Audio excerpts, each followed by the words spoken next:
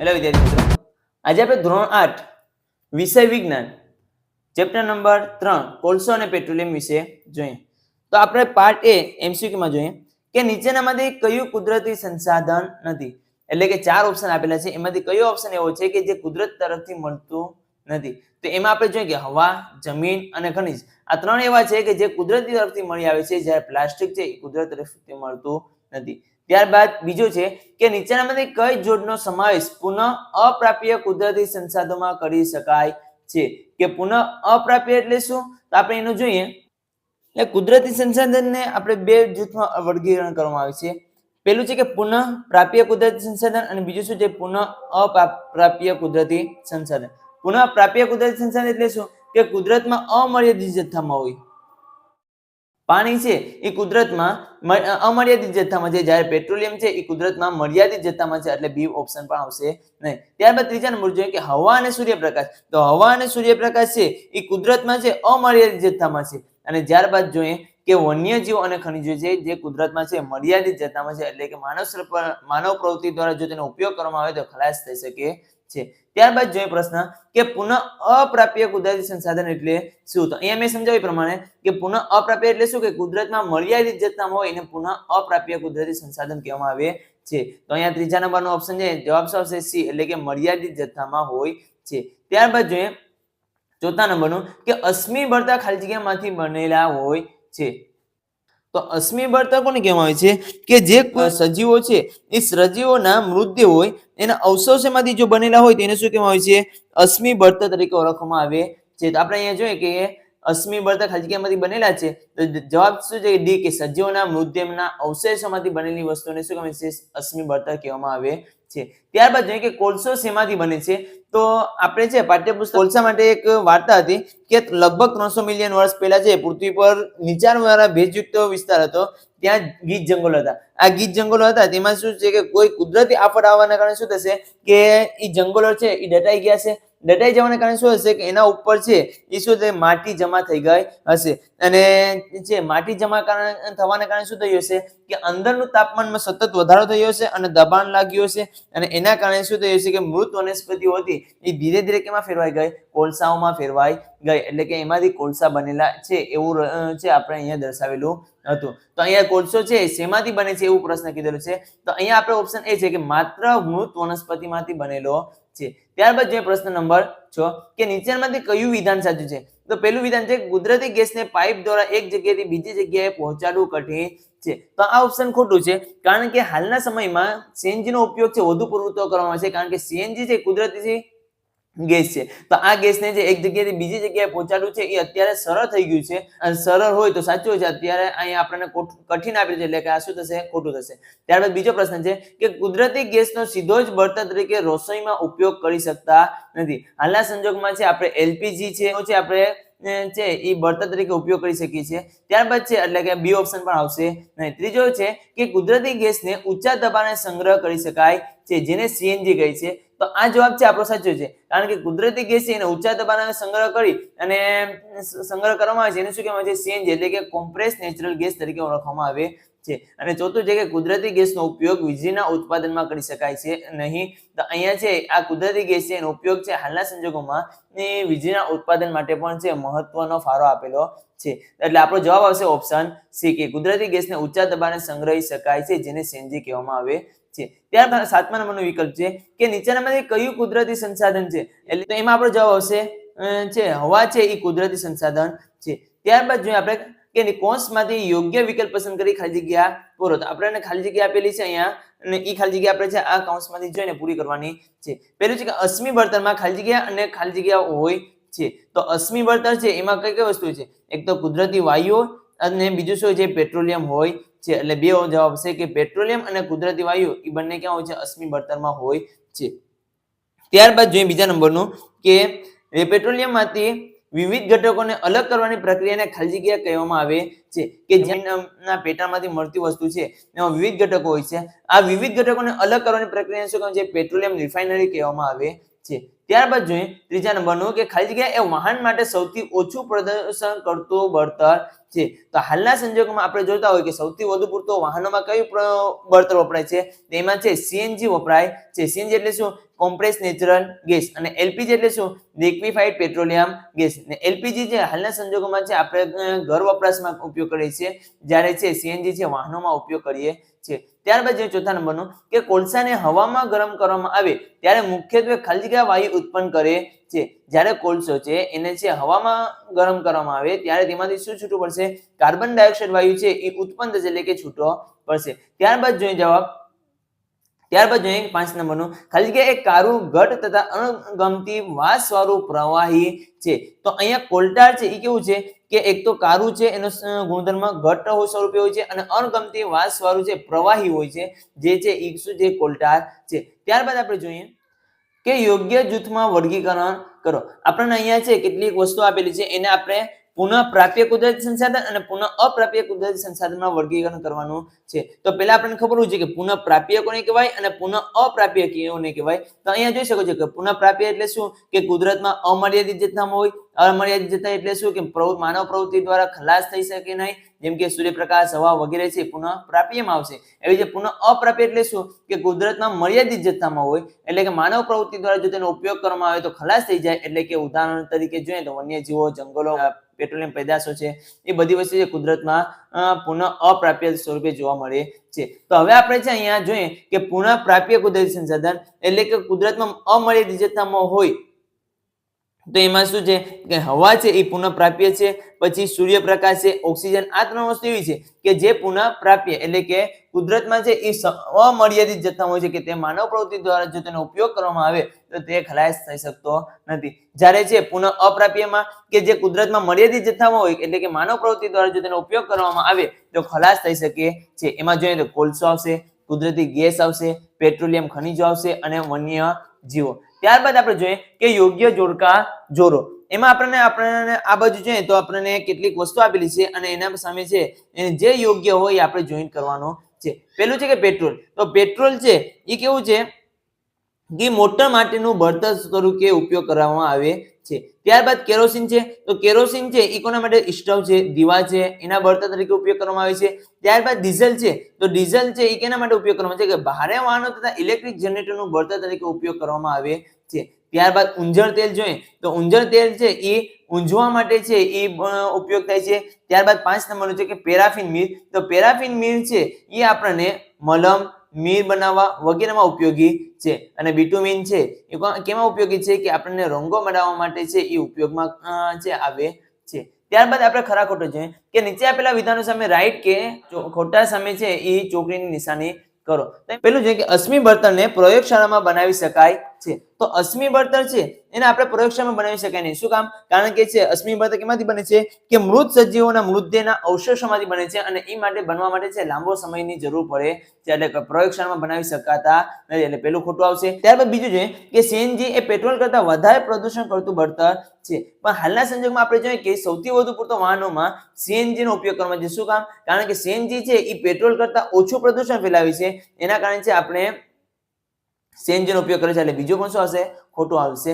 ત્યારબાદ ત્રીજું છે કે કોક એ કાર્બનનું લગભગ સંપૂર્ણ શુદ્ધ સ્વરૂપ છે. તો આ છે ઓપ્શન આપણા માટે સાચું છે. ચોથો નંબર છે કે કોલટાર એ વિવિધ પદાર્થોનું મિશ્રણ છે. તો કોલટાર છે એ જુદા જુદા પદાર્થોનું બનેલું છે. જેમ કે લગભગ એવું માનવામાં આવે છે કે કોલટાર છે એ 200 જેટલા પદાર્થોનું મિશ્રણ છે. એટલે કે એ પણ શું આવશે? સાચું આવશે.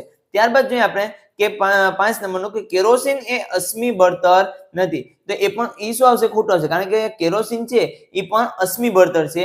ત્યારબાદ 6 નંબર જોઈએ કે પેટ્રોલિયમ નો ઉપયોગ ડ્રાય ક્લીનિંગ માટે સોલ્વન્ટ તરીકે થાય છે. તો એમાં આવશે જવાબ સાચો આવશે. ત્યારબાદ 7 નંબર જોઈએ કે ઊંચા દબાણ અને તાપમાનને લીધે મૃત વનસ્પતિઓ ધીરે ધીરે કોલસામાં ફેરવાય છે. તો મેં તમને અગાઉ તમને છે એ એક વાર્તા સંભળાવી કોલસા વિશેની કે છે એ 3,300 મિલિયન વર્ષ પહેલા શું થયું હતું કે નીચાણવાળા વિસ્તારમાં છે એ જંગલો હતા ના એમાં કુદરતી આફત આવવાને કારણે શું થઈ ગઈ હતી કે જંગલો દટાઈ ગયા હતા અને તેમાં દબાણ વધવા અને તાપમાનના વધારાને લીધે શું થયું હતું કે છે એ મૃત વનસ્પતિઓ છે એ ધીમે ધીમે કેમાં ફેરવાઈ ગઈ હતી? કોલસામાં ફેરવાઈ ગયેલી હતી. એટલે જવાબ શું આવશે? સાચો આવશે. ત્યારબાદ જોઈએ કે નીચેના પ્રશ્નના એક વાક્યમાં જવાબ આપો. તો પેલું છે કે રોડને સમતલ કરવા માટે વપરાતી પેટ્રોલિયમ પેદાશનું નામ જણાવો. તો પેલો જવાબ છે કે રોડને સમતલ કરવા માટે બિટુમિન નામની પેટ્રોલિયમ પેદાશનો ઉપયોગ થાય છે.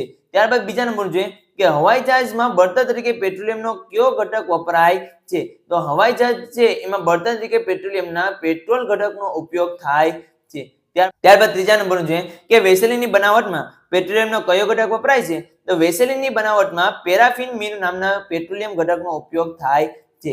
ત્યારબાદ ચોથા નંબર જોઈએ કે જેટ પ્લેનમાં બળતણ તરીકે શું વપરાય છે. તો જેટ પ્લેન છે એમાં બળતણ તરીકે કેરોસીનનો ઉપયોગ કરવામાં આવે છે. ત્યારબાદ આપણે 5 નંબરનો પ્રશ્ન જોઈએ. 5 નંબરનો પ્રશ્ન એમ છે કે એલપીજી નું પૂરું નામ આપો. એલપીજી એટલે શું કે એલપીજી એટલે એલ એટલે કે લિક્વિફાઈડ, પી એટલે કે પેટ્રોલિયમ અને જી એટલે કે ગેસ. એટલે કે એનું આખું નામ શું થશે? લિક્વિફાઈડ પેટ્રોલિયમ ગેસ છે. ત્યારબાદ સીએનજી નું પૂરું નામ જણાવો. તો સી એટલે કે કમ્પ્રેસ, એન એટલે કે નેચરલ અને જી એટલે કે gas, compress natural gas. PCRA નું નામ જણાવો. તો પી એટલે શું થશે કે ધ પેટ્રોલિયમ. અહીંયા પી છે એ પેટ્રોલિયમ વસ્તુ છે એટલે કે એના આગળ છે આપણે ધ લગાડી શકીએ છીએ એટલે કે પેટ્રોલિયમ. સી નું શું થશે? કન્ઝર્વેશન.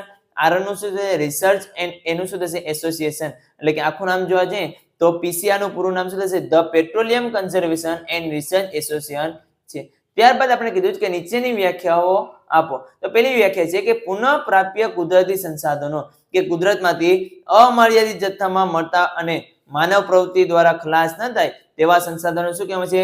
પુનઃપ્રાપ્ય કુદરતી સંસાધન કહેવામાં આવે છે. ત્યારબાદ બીજું જોઈએ કે પુનઃ અપ્રાપ્ય કુદરતી સંસાધન કે કુદરતમાંથી મર્યાદિત પ્રમાણમાં મેળવતા સંસાધનને પુનઃ અપ્રાપ્ય કુદરતી સંસાધન કહેવામાં આવે છે. અથવા બીજી રીતે આપણે લખો તો આ રીતે પણ લખી શકાય છે કે કુદરતમાંથી મર્યાદિત જથ્થામાં મળતા અને માનવ પ્રવૃત્તિ દ્વારા ખલાસ થઈ જાય તેવા સંસાધનોને પુનઃ અપ્રાપ્ય કુદરતી સંસાધન કહેવામાં આવે છે. ત્યારબાદ આપણે જોઈએ કે કાર્બોનાઇઝેશન એટલે શું. કાર્બોનાઇઝેશન એટલે જોવા જઈએ તો મૃત વનસ્પતિઓનું કોલસામાં ધીમે ધીમે રૂપાંતરણ થવાની પ્રક્રિયાને કાર્બોનાઇઝેશન કહે છે. એટલે કે મૃત વનસ્પતિઓ છે એ કોલસામાં જો રૂપાંતર પામતા જાય તો એને શું કહેવામાં આવે છે? કાર્બોનાઇઝેશન કહેવામાં આવે છે. ત્યારબાદ આપણે જોઈએ મોટા પ્રશ્ન છે કે નીચેના પ્રશ્નોના જવાબ 3-4 વાક્યોમાં લખો. એમાં પહેલું છે કે શા માટે અશ્મિ બળતણ એ પુનઃ અપ્રાપ્ય કુદરતી સંસાધન છે. એટલે કે શું કામ છે અશ્મિ બળતણને પુનઃ અપ્રાપ્ય એટલે કે કુદરતમાં મર્યાદિત જથ્થામાં જોવા મળે છે. એટલે કે માનવ પ્રવૃત્તિ દ્વારા જો તેનો ઉપયોગ કરવામાં આવે તો ખલાસ થઈ જાય છે એ સમજાવવાનું છે. તો એમાં જોઈએ જવાબ કે કોલસો અને પેટ્રોલિયમ એ અશ્મિ બળતણ છે. તેમને બનતા લાખો વર્ષોનો સમય લાગે છે. જે આ અશ્મિ બળતણ છે એ કંઈ એવું નથી કે પ્રયોગશાળામાં બનાવી શકાય છે. શું કામ ન બનાવી શકતો? કારણ કે એને બનાવવા માટે આપણે લાખો વર્ષો સમય લાગે છે. માનવ પ્રવૃત્તિઓમાં અશ્મિ બળતણનો બહોળો ઉપયોગ થાય છે. તે નજીકના સમયમાં ખૂટી જવાની શક્યતા છે. કુદરતમાં અશ્મિ બળતણનો જથ્થો મર્યાદિત છે. એટલે આપણે છે એ જ્યારે પણ અશ્મિ બળતણનો ઉપયોગ કરતા હોય ત્યારે છે એ સાવચેતી સાથે છે આપણે તેમનો ઉપયોગ કરવો જોઈએ. ત્યારબાદ જે પ્રશ્ન નંબર 2 કે કોકના લક્ષણો અને ઉપયોગો વર્ણવો. તો કોક વિશે આપણે જોવાનું છે, એના કેરેક્ટરિસ્ટિક્સ અને તેના યુઝેસ એટલે કે એના ઉપયોગો લખવાના છે. તો કોક છે એ પહેલા એના લક્ષણો જોઈએ તો એ સખત છે, છિદ્રાળુ છે અને કાળા રંગનો પદાર્થ છે. તે કોલસાનો લગભગ સંપૂર્ણ શુદ્ધ પ્રકાર છે.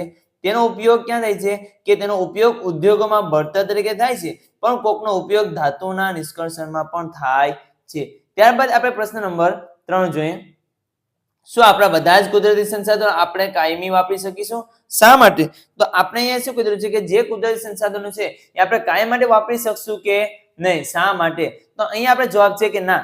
શું કામ ના? કારણ કે આપણે કુદરતી સંસાધનોને કાયમ માટે વાપરી શકતા નથી. આપણા બધા જ કુદરતી સંસાધનો આપણે કાયમી વાપરી શકશું નહીં. પુનઃપ્રાપ્ય કુદરતી સંસાધનો અમર્યાદિત પ્રમાણમાં માનવ પ્રવૃત્તિ દ્વારા ખલાસ થાય તેમ નથી, તેથી તેને કાયમી વાપરી શકીશું. પરંતુ પુનઃ અપ્રાપ્ય કુદરતી સંસાધનો છે એ કુદરતમાં મર્યાદિત પ્રમાણમાં છે. તો આ કુદરતમાં મર્યાદિત પ્રમાણમાં હોવાથી તેને આપણે કાયમી વાપરતા તે છે ખલાસ થઈ શકે છે, તેથી આપણે તેને છે કાયમી વાપરી શકશું નહીં. ત્યારબાદ જોઈએ આપણે પ્રશ્ન નંબર 4 છે કે અશ્મિ બળતણ એટલે શું? તો અશ્મિ બળતણ કોને કહેવામાં આવે છે? મેં તમને એક સરસ મજાની પહેલા પણ સમજાવ્યું હતું સરસ મજાની રીતે કે અશ્મિ બળતણ કોને કહેવાય.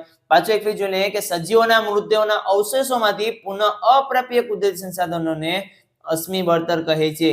કોલસો, પેટ્રોલિયમ, કુદરતી વાયુ વગેરે અશ્મિ બળતણ છે અને અશ્મિ બળતણ પણ બનતા લાખો કરોડો વર્ષ લાગે છે. એટલે આપણે ખરા ખોટા હતું એમાં જવાબ પ્રશ્ન હતો કે અશ્મિ બળતણને પ્રયોગશાળામાં બનાવી શકાય છે, તો એમાં જવાબ આવ્યો ખોટો. શું કામ? કારણ કે એને બનાવવા માટે લાખો કરોડો વર્ષ લાગે છે, એટલે તે આપણે પ્રયોગશાળામાં બનાવી શકતા નથી. ત્યારબાદ પ્રશ્ન નંબર 5 કે મૃત વનસ્પતિમાંથી કોલસો કઈ રીતે બને છે તે વર્ણવો. આ પ્રક્રિયાને કયા નામથી ઓળખવામાં આવે છે? તો આપણે એક સરસ મજાની વાત કરી હતી કે લગભગ 300 મિલિયન વર્ષ પહેલા પૃથ્વી પરના નીચાણવાળા ભેજયુક્ત વિસ્તારોમાં ગીચ જંગલો હતા. હવે આ ગીચ જંગલોમાં શું થયું હતું કે કુદરતી આફત આવવાને લીધે જમીનમાં દટાઈ ગયા. તેના પર માટી જમા જવાથી કુદરતી જંગલો શું થતા ગયા? દબાતા ગયા. અને ઊંડે ને ઊંડે જવાને લીધે તેનો તાપમાનમાં શું થયું? સતત ને સતત વધારો થયો. આ તાપમાન વધતા તેના અંદર દબાણ પણ વધી ગયું અને ઊંચા તાપમાન અને ઊંચા દબાણને લીધે મૃત વનસ્પતિઓ ધીરે ધીરે કેમાં ફેરવાઈ ગઈ? કોલસામાં ફેરવાઈ ગઈ. અહીંયા છે એ શોર્ટ જગ્યા હોવાને લીધે હું જે વધારાનું બોલું છું તમે લખી શકો છો કે ઊંડે ને ઊંડે જવાને લીધે શું થયું? તેના તાપમાનમાં વધારો થયો. હવે ઊંચા દબાણ અને ઊંચા તાપમાનને લીધે મૃત વનસ્પતિઓ ધીરે ધીરે કેમાં ફેરવાઈ ગઈ? કોલસામાં ફેરવાઈ ગઈ. અને કોલસામાં મુખ્યત્વે કાર્બન હોવાથી મૃત વનસ્પતિના કોલસામાંથી ધીમા રૂપાંતરની પ્રક્રિયાને શું કહેવાય છે? કાર્બોનાઇઝેશન પણ કહેવામાં આવે છે. એટલે કે આ પ્રક્રિયાને બીજા કયા નામથી ઓળખવામાં આવે છે? કાર્બોનાઇઝેશન પ્રક્રિયા તરીકે ઓળખવામાં આવે છે. તો અહીંયા છે એ જગ્યા ઓછી હોવાના લીધે તમે છે એ હું જે બોલું છું એ તમે છે લખી અને યાદ રાખી શકો છો. ત્યારબાદ પ્રશ્ન નંબર 6 જોઈએ કે કોલસાના ઉપયોગો જણાવો. કોલસો ક્યાં ઉપયોગ થાય છે? તો હવે વિદ્યાર્થી મિત્રો એક યાદ રાખવાનું કે તમે ગમે તે પ્રશ્નનો જવાબ લખતા હોય તો આ વસ્તુ આપણે છે અહીંયા બધી નોર્મલ એવી વસ્તુ છે કે જે આપણે છે એ રોજિંદા જીવનમાં ઉપયોગ કરતા હોય છે. તો હવે દરેક વ્યક્તિને ખબર હોઈ શકે છે કે ભાઈ કોલસો ક્યાં ઉપયોગ છે. તો આપણે જે આમાં આપેલું છે તેના સિવાય પણ આપણી રીતે છે એ છે જવાબ લખી શકીએ છીએ. તો આપણે જોઈએ કોલસાના ઉપયોગમાં કે કોલસાનો ઉપયોગ રસોઈ બનાવવા માટે બળતણ તરીકે થાય છે. તાપ વિદ્યુત મથકમાં વિદ્યુત ઉત્પન્ન કરવા માટે કોલસો વપરાય છે. કારખાનામાં તેમજ ઉદ્યોગોમાં પણ બળતણ તરીકે કોલસાનો ઉપયોગ થાય છે. ત્યારબાદ પ્રશ્ન નંબર 7 જોઈએ કે કોલટારના ઉપયોગો જણાવો. કે કોલટાર છે એનો ક્યાં ઉપયોગ થાય છે? કે કોલટારમાંથી મળતી નિપજોનો ઉપયોગ રોજિંદા જીવનમાં વપરાતી ચીજવસ્તુના ઉત્પાદનમાં વપરાય છે. ઉદ્યોગો જેવા કે સંશ્લેષિત રંગો, પછી દવાઓ, વિસ્ફોટકો, સુગંધિત દ્રવ્યો, પ્લાસ્ટિક, પેન્ટ, ફોટોગ્રાફિક પદાર્થો તથા છત બનાવવા માટેના પદાર્થો વગેરેમાં વપરાય છે. તો અહીંયા તમે છે આ બધા જવાબ છે એ સમજી શકો છો. ત્યારબાદ 8 નંબરનો પ્રશ્ન જોઈએ કે ભારતમાં કુદરતી વાયુ ક્યાંથી મળી આવે છે? તો ભારતમાં કઈ કઈ જગ્યાએથી કુદરતી વાયુ મળે છે? કે ભારતમાં ત્રિપુરા, રાજસ્થાન, મહારાષ્ટ્ર અને કૃષ્ણા ગોદાવરી નદીના મુખ ત્રિકોણમાંથી કુદરતી વાયુ મળી આવે છે. ત્યારબાદ પ્રશ્ન નંબર 9 જોઈએ શું મૃત સજીવોમાંથી કોલસા, પેટ્રોલિયમ અને કુદરતી વાયુને પ્રયોગશાળામાં બનાવી શકાય છે? તો મેં પહેલા જ તમને સમજાવ્યું કે આ વસ્તુ એવી છે કે જે બનવા માટે લાખો ને કરોડો વર્ષો લાગે છે. એટલે કે એ વસ્તુને આપણે પ્રયોગશાળામાં બનાવી શકીએ નહીં. તો આપણે જવાબ જોઈએ કે ના, મૃત સજીવોમાંથી કોલસા, પેટ્રોલિયમ અને કુદરતી વાયુને પ્રયોગશાળામાં બનાવી શકાય નહીં. કેમ કે તેની બનાવટ એ અતિ ધીમી પ્રક્રિયા છે અને તેની બનાવટ માટેની પરિસ્થિતિઓનું નિર્માણ પ્રયોગશાળામાં ન થઈ શકે. તે માટે આ અશ્મિ બળતણને પ્રયોગશાળામાં બનાવી શકાય નહીં. ત્યારબાદ આપણે છે એ આવતા પ્રશ્ન part D long question, LQ એટલે કે લોંગ ક્વેશ્ચન. એમાં 9 નંબરનો પ્રશ્ન નીચેના પ્રશ્નના મુદ્દાસર જવાબ આપો. પહેલો છે સીએનજી અને એલપીજી બળતણ તરીકે વાપરવામાં શું ફાયદા છે? સીએનજી ક્યાં વપરાય છે? વાહનોમાં વપરાય છે. એલપીજી છે એ ઘરગથ્થુ બળતણ તરીકે ઉપયોગ કરવામાં આવે છે. સીએનજી નું પૂરું નામ શું છે? Compressed natural gas. જ્યારે એલપીજી નું લિક્વિફાઈડ પેટ્રોલિયમ ગેસ. ચલો હવે એનો આપણે જવાબ જોઈએ કે સીએનજી અને એલપીજી એ સ્વચ્છ બળતણો છે. સીએનજી અને એલપીજી બંને બળતણનો સંગ્રહ કરવો અને એક સ્થાનેથી બીજા સ્થાને પહોંચાડવા સરળ છે. આ બંનેના વપરાશમાં ઓછું પ્રદૂષણ થાય છે. સીએનજી નો ઉપયોગ વિદ્યુત ઉત્પાદન માટે કરવામાં આવે છે. એલપીજી નો સીધો જ ઉપયોગ ઘર કે ફેક્ટરીઓમાં બળતણ તરીકે કરી શકાય છે. સીએનજી અને એલપીજી સરળતાથી મળતા અને સસ્તી કિંમતમાં ધરાવતા બળતણ છે. તો આપણે જોઈએ છીએ કે હાલના સંજોગોમાં છે સૌથી વધુ પૂરતા વાહનો છે. ફોર એક્ઝામ્પલ તરીકે આપણે રિક્ષા જોતા હોય તો રિક્ષાઓ છે, પછી અત્યારના સમયમાં છે બાઇકો પણ છે એ સીએનજી ની આવવા લાગી છે. શું કામ? કારણ કે તેમાં બળતણ છે એમાં સીએનજી નો ઉપયોગ બળતણ તરીકે સીએનજી નો ઉપયોગ થાય છે. બીજો ફાયદો એ છે કે તેમાં જે સીએનજી વપરાય છે એ પ્રદૂષણમાં ઓછું ફેલાવે છે. ત્રીજો ફાયદો એ છે કે તેમાં જે છે આપણે સીએનજી પુરાવે છે એ પેટ્રોલ ડીઝલની સરખામણીમાં તેમની કિંમત પણ કેવી હોય છે? ઓછી હોય છે. એટલે ઘણા બધા ફાયદા હોવાને કારણે છે સીએનજી નો અને એલપીજી નો ઉપયોગ કરવામાં આવે છે. ત્યારબાદ બીજો નંબર જોઈએ કે પેટ્રોલિયમ બનાવટની પ્રક્રિયા વર્ણવો. પેટ્રોલિયમ બનાવવા માટે કઈ કઈ પ્રક્રિયા થાય છે તો એ માટે જોઈએ કે સમુદ્રમાં રહેતા સજીવો દ્વારા પેટ્રોલિયમનું નિર્માણ થયું હતું. આ સજીવો મૃત પામતા તેમના મૃતદેહને સમુદ્રના તળિયે એકઠા થતા ગયા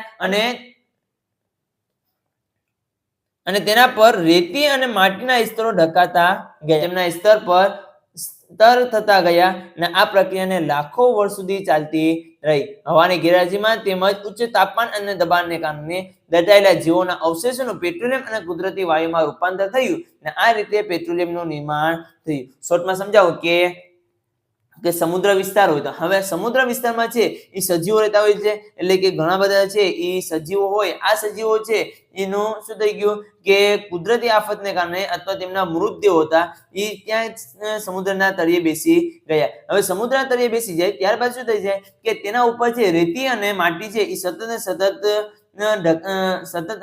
છે તે ઢકાતા જતા હોય છે, કે સ્તર પર સ્તર લાગતા ગયા. હવે ત્યાં આ જે પ્રક્રિયા થઈ એના કેટલા વર્ષો થઈ ગયા? લાખો વર્ષ વીતી ગયા. હવે લાખો વર્ષ વીતવાના કારણે શું થશે કે હવાની ગેરહાજરી રહેશે. હવાના ગેરહાજરી રહેશે એટલે કે તેનું તાપમાન છે નીચેના ભાગમાં ઉચ્ચ તાપમાન હશે અને દબાણ પણ કેવું હશે? ઊંચું હશે. આ એટલે કે ઉચ્ચ તાપમાન અને ઉચ્ચ દબાણને કારણે શું થઈ ગયા કે મૃત સજીવો હતા એ કેમાં રૂપાંતર પામી ગયા? પેટ્રોલિયમ અને કુદરતી વાયુમાં રૂપાંતર થતું ગયું અને આ રીતે પેટ્રોલિયમનું નિર્માણ થયું. ત્યારબાદ પ્રશ્ન નંબર 3 જોઈએ કે ટૂંક નોંધ લખો પેટ્રોલિયમનું શુદ્ધિકરણ. કે પેટ્રોલિયમનું શુદ્ધિકરણ કઈ રીતે કરવામાં આવે છે તેના વિશે આપણે ટૂંકમાં સમજાવવાનું છે. કે પેટ્રોલિયમ એક ઘેરું તેલી પ્રવાહી છે. પેટ્રોલ ડીઝલ જે વસ્તુ આપણે જોવા મળે છે પેટ્રોલિયમ વસ્તુની પેદાશ છે અને એ બધી વસ્તુ કેવા સ્વરૂપે જોવા મળે છે? આપણને પ્રવાહી સ્વરૂપે જોવા મળે છે. જે અર્ગમતી વાસ ધરાવે છે તેમાં બધા જ ઘટકો જેવા કે પેટ્રોલિયમ વાયુ, પેટ્રોલ, ડીઝલ, ઉંજળ તેલ તથા મીણ વગેરેનું મિશ્રણ છે. આ તમામ ઘટકોને અલગ કરવાની પ્રક્રિયાને શું કહેવામાં આવે છે? શુદ્ધિકરણ એટલે કે રિફાઇનિંગ કહેવામાં આવે છે. પેટ્રોલિયમનું શુદ્ધિકરણ કરીને તેમાંથી મળતા પદાર્થોનો ઉપયોગ કરી શકાય છે. પેટ્રોલિયમનું શુદ્ધિકરણ પેટ્રોલિયમ રિફાઇનરીમાં કરવામાં આવે છે. ખાસ તમારે યાદ રાખવાનું કે પેટ્રોલિયમનું શુદ્ધિકરણ ક્યાં કરવામાં આવે છે? પેટ્રોલિયમ રિફાઇનરીમાં કરવામાં આવે છે. ત્યારબાદ પ્રશ્ન નંબર 4 જોઈએ કે પીસીઆરએ સંસ્થા વાહન ચલાવતા સમયે પેટ્રોલ અથવા ડીઝલની બચતના કયા ઉપયોગોની સલાહ આપે છે? કે જ્યારે તમે છે એ પીસીઆરએ સંસ્થા હોય એ વાહન ચલાવતા દરેક વાહનો છે એને પેટ્રોલ અથવા ડીઝલની બચત માટે છે એક સલાહ આપતા હોય છે અને એ સલાહ આપતી વસ્તુ કઈ છે? તો એમાં જોઈએ કે પીસીઆર નો મતલબ શું થશે? તમને અહીંયા આપણે અગાઉ પણ જોયું હતું. પીસીઆર એનું આખું નામ થશે કે the petroleum conservation and research association એક સંસ્થા છે. એ સંસ્થા વાહન ચલાવતા સમયે પેટ્રોલ અથવા ડીઝલની બચત માટે નીચે મુજબ ઉપયોગી સલાહ આપે છે. પહેલી સલાહ એવી છે કે બને ત્યાં સુધી એકધારી અને મધ્યમ ગતિથી વાહનો ચલાવવા. કે મધ્યમ ગતિ રાખવાની અને સતત છે એક ધારી વાહનો ચલાવવા. કે નહીં કે છે આપણે જતા હોય ત્યારે ક્યારેક છે ફૂલ ઝડપ ગતિ કરી નાખો પછી ઓછી ગતિ, એવી રીતે વાહન ચલાવવા નહીં. ત્યારબાદ બીજો પોઈન્ટ છે કે ટ્રાફિકની સિગ્નલ પાસે અથવા તમારે જ્યાં રાહ જોવાની હોય ત્યાં શું કરવાનું? એન્જિનને બંધ કરી દો. એટલે કે જ્યાં છે એ ટ્રાફિકની સિગ્નલ હોય તો ટ્રાફિક સિગ્નલ હોવાના કારણે શું થશે કે ત્યાં ટ્રાફિક છે એ વધુ પૂરતી હશે. આ ટ્રાફિક વધુ જોવા મળે ત્યારે આપણે શું કરવું કે આપણા વાહનોના એન્જિનને શું કરી દેવાનું? ટૂંક સમય માટે બંધ કરી દેવા. ત્યારબાદ ત્રીજો પોઈન્ટ છે કે વાહનની નિયમિત જાળવણી રાખવી. ત્યારબાદ પ્રશ્ન નંબર 5 જોઈએ કે નીચેનું કોષ્ટક ભારતમાં 2004 થી લઈ 2010 સુધીમાં ભારતની કુલ પાવર તંગી દર્શાવે છે. આ માહિતીને આલેખ સ્વરૂપે દર્શાવો. તો અહીંયા આપણને છે વર્ષ આપેલા છે 2004 થી લઈ અને 2010 સુધી વર્ષ આપેલા છે અને અહીંયા તંગી છે એ ટકાવારીમાં આપણને દર્શાવેલી છે. અહીંયા એમ કીધું છે કે x અક્ષ ઉપર વર્ષને દર્શાવો અને y અક્ષ ઉપર વર્ષ મુજબ તંગીની ટકાવારી દર્શાવો.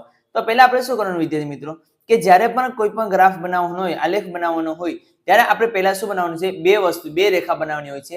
એટલે કે આડી રેખા હોય છે જેને x અક્ષ કહેવામાં આવે છે અને ઊભી રેખા હોય છે જેને શું કહેવામાં છે? y અક્ષ કહેવામાં આવે છે. હવે અહીંયા આપણે એમ કીધું છે કે x અક્ષ ઉપર વર્ષને દર્શાવો. તો અહીંયા x અક્ષ છે એના ઉપર આપણે શું દર્શાવશું? વર્ષ દર્શાવશું.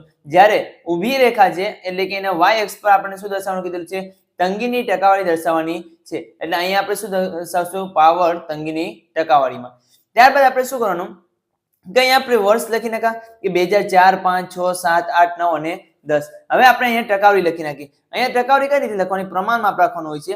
જેમાં અહીંથી લઈ અને એક બોક્સ હોય તો તેનું પ્રમાણ માપ કેટલું છે? 1 સેમી જેટલું હોય છે. તો હવે 1 સેમી પ્રમાણે આપણે છે એ માપ રાખવાનું હોય છે. તો અહીંયા આપણે જોઈએ તો આપણું નાનામાં નાનો માપ કેટલામાં છે? તો 7.8 છે એ સૌથી નાનો માપ છે અને જોવા જઈએ તો સૌથી મોટો માપ કયો છે 11.2. તો આ બંને સંખ્યા આવી જાય એવી રીતે આપણે છે એનો પ્રમાણ માપ રાખવાનું હોય છે. તો આપણે અહીંયા પ્રમાણ માપ કેટલા રાખશું કે 1 સેમી બરાબર 1 એકમ રાખશું અથવા 1 ટકાવારી જેટલો રાખશું. તો અહીંયા આપણે છે y અક્ષ પર 1 2 3 4 5 6 7 8 9 10 એમ આપણે દર્શાવીશું.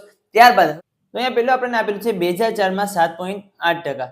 તો 7.8% ને કઈ રીતે દર્શાવવું તો અહીંયા આપણે પેલું જોઈએ કે 2004. હવે 2004 ને ક્યાં સુધી લઈ જવાનું કે 7.8 આવે y અક્ષ પર ત્યાં સુધી આપણે લઈ જવાનું છે. તો અહીંયા સુધી કેટલા થશે 7 થશે. હવે 0.8 એટલે કે એક ખાનું નાનામાં નાનું ખાનું કેટલા છે 2 નો છે એટલે કે 2 4 6 અને 8. તો અહીંયા સુધી છે એ 7.8 થશે.